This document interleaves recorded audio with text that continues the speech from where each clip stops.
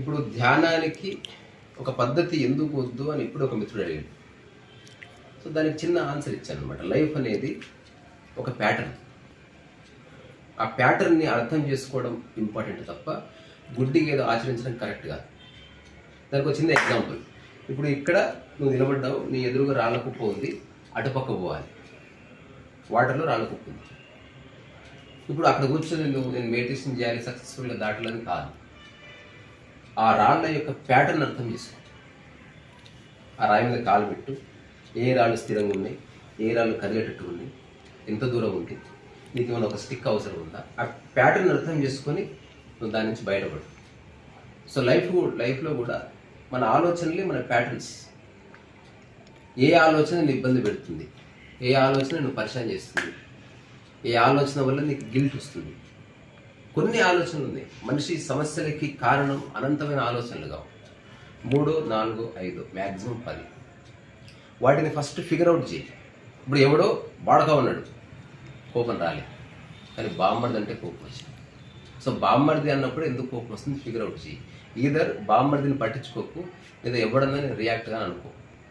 Find a వే. అట్లా నీ ఏ విషయాలు నిన్ను ఇబ్బంది పెడుతున్నాయో నీ మార్గంలో, అంటే ఇటు నుంచి అట్టుకోవడానికి, అంటే నువ్వు ఉన్న స్థితి నుంచి ఒక జీవన్ముక్త స్థితికి పోవడానికి కొన్ని ఆలోచనలు అడ్డం వస్తున్నాయి అనే విషయాన్ని గుర్తిస్తే life is done.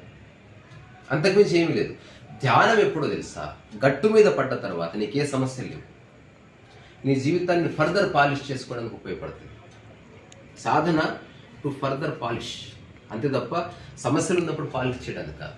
Example, health issue వచ్చింది, ఫస్ట్ డాక్టర్ దగ్గరికి వెళ్ళి హెల్త్ క్లియర్ చేసుకో. హెల్త్ అంతా రెక్టిఫై అయిన తర్వాత హెల్త్ని పాలిష్ చేద్దు. అప్పుడు మంచి యోగా చేయి, అప్పుడు మంచిగా స్నానం చేయి, అప్పుడు మర్దన చేయించుకో. ఆల్రెడీ నీకు రకరకాల సమస్యలు ఉన్నప్పుడు ఇవే ఉపయోగపడవు. సో పద్ధతి గట్టు మీద పడ్డ తరువాత ఎస్టాబ్లిష్ చేయాలి. ఇప్పుడు నీ మనసులో ఏ ఆలోచనలు లేవు, నీకు ఎవరి మీద కోపం లేదు, ద్వేషం లేదు, క్రోధం లేదు. ఇప్పుడు you are human being. Now you are trying to refine yourself to great extent.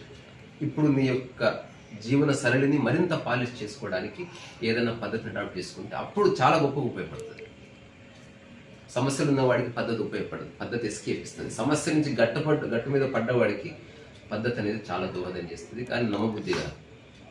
So మన జీవితంలో ఉన్న ప్యాటర్న్ని పట్టుకుంటే దేర్ ఈజ్ అ సొల్యూషన్ అనేది ప్రాక్టికల్గా నాకైతే తెలుస్తుంది. ఇదే ఒక పద్ధతి.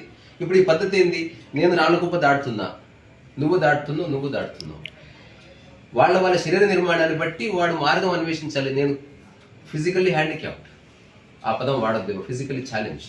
ఇప్పుడు అతనికి ఒక 2 కట్టెలు అవసరం, లేదా ఒక వ్యక్తి సహాయం అవసరం. అది అతన్ని దాటించే పద్ధతి.